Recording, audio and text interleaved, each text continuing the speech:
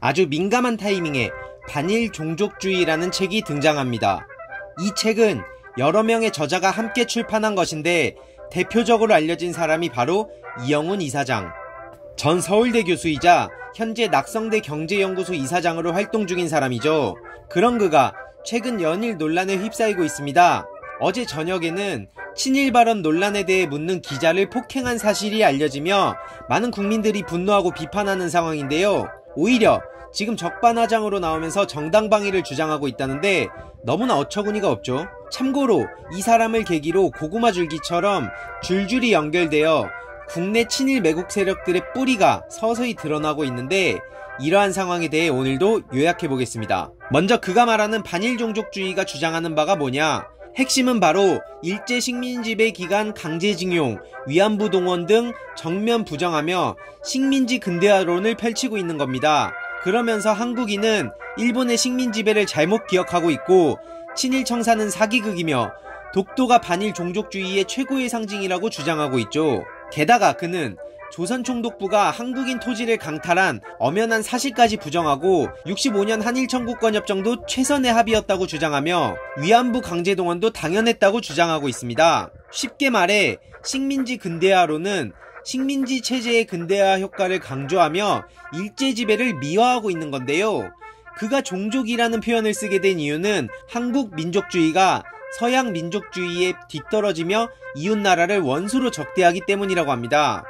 진짜. 이에 조국 전 민정수석은 책 내용에 대해 대한민국의 존립 근거를 부정하고 일본 정부의 주장을 앵무새처럼 반복하는 언동이라고 평가하며 이들이 이런 구역질 나는 책을 낼 자유가 있다면 시민은 이들을 친일파라고 부를 자유가 있다라고 밝혔죠.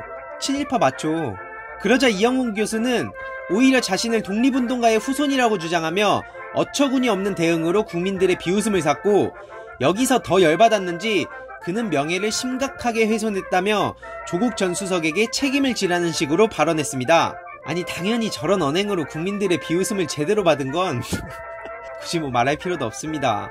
그의 오류도 상당했는데요. 예를 들면 경제발전의 결과로 주한 일본인들이 결국 이익을 독점했다는 내용은 전혀 언급하지 않았습니다. 과거 임시정부와 대한민국의 연관성을 부정하는 건국절 논란도 바로 이영훈 이사장에게서 시작된 것인데요. 그에 따르면 1948년 8월 15일 임시정부를 계승하는 대한민국 정부가 수립된 게 아니라 임시정부와 무관한 대한민국이 건국됐다는 주장을 했고, 즉 임시정부의 바탕이 되었던 3.1운동과 대한민국의 연관성을 부정하며 임시정부 세력을 이끌고 분단 반대를 외친 백범 김구 선생까지 전부 부정하는 논리를 펼쳤습니다. 그럼에도 그가 여태까지 살아남은 이유는 통계와 수치를 핵심 무기로 사용해온 탓이라고 하는데요.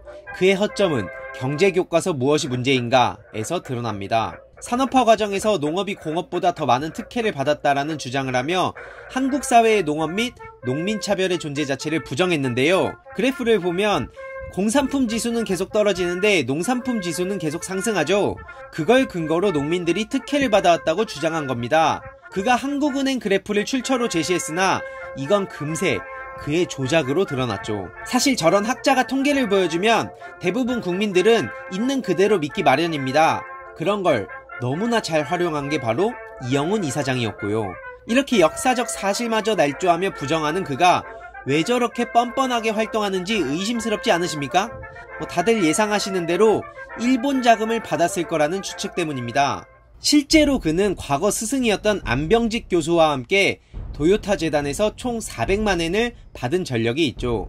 즉 결론이 어느 정도 정해진 문제에 대해 연구에 뛰어든 것이고, 그러니 당연히 저렇게 역사를 왜곡하고 일본 입장의 손을 들어주고 있는 겁니다.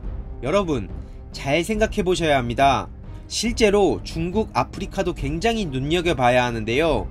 지금 중국이 아프리카의 겉으로는 원조를 한다고 하지만 그 이면에는 중국의 세계 지배를 위해 소프트파워 전략을 구사하며 서서히 중국 문화를 전파하고 독점하며 식민지화를 한다는 소식도 전해오고 있습니다.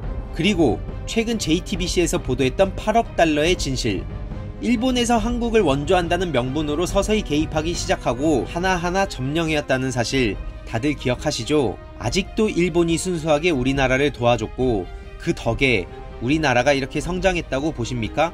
박정희와 일본, 조선일보와 자유한국당, 우리공화당, 일베와 그 스피커들까지 이들이 국민들에게 손가락질을 받으면서도 이렇게 친일 목소리를 내는 이유, 모든 건 하나로 연결된 이야기. 앞으로 이걸 잘 정리해서 공유드리겠습니다. 보수와 진보를 떠나 하나로 모일 때라고 생각합니다. 악성 친일 매국 잔재의 뿌리, 이제는 끊을 때가 왔다고 봅니다. 그 시작이 바로 내년 총선이겠죠.